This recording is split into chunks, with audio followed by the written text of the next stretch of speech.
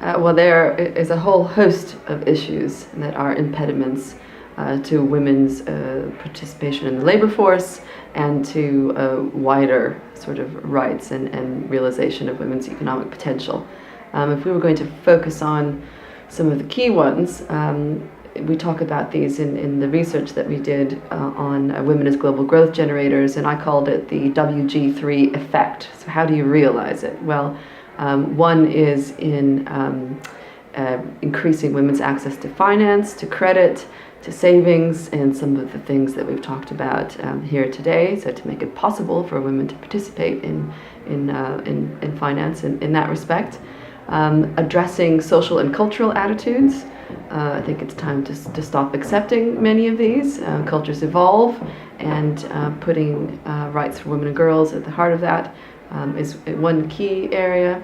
And then finally, I think governments, and really increasing the pressure on governments to consider policies through a gender lens.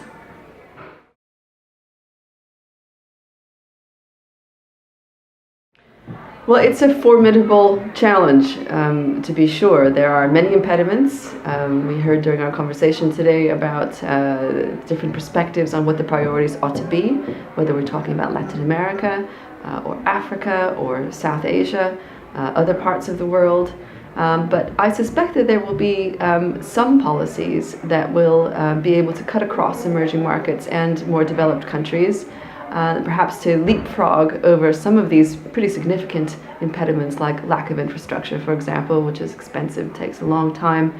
And there are probably lessons to be learned from how this has been done, for example, in my world in banking, where rather than building branch offices around the world, increasing the use of mobile banking through mobile phones has enabled people who otherwise wouldn't be able to participate in these networks to have a chance of doing so.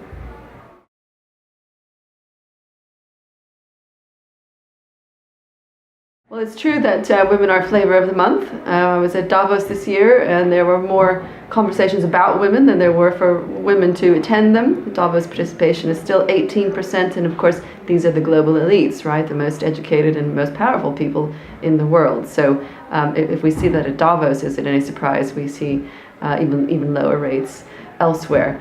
Nevertheless, I think that there is something in the air, if you will. I think part of it is just the realization that in a time of slow growth and stagnating growth, that a lot of these policies, which are impediments to women's economic empowerment, are expensive to maintain, and they are outdated. I also think the extent to which we can start reframing the debate. Of course, we need to focus on women and girls due to the multiplier effect. But in my experience in the corporate world, things that are good for women tend to be good for men too. And so keeping that in mind, we talk about hiring millennials. Their expectations are different.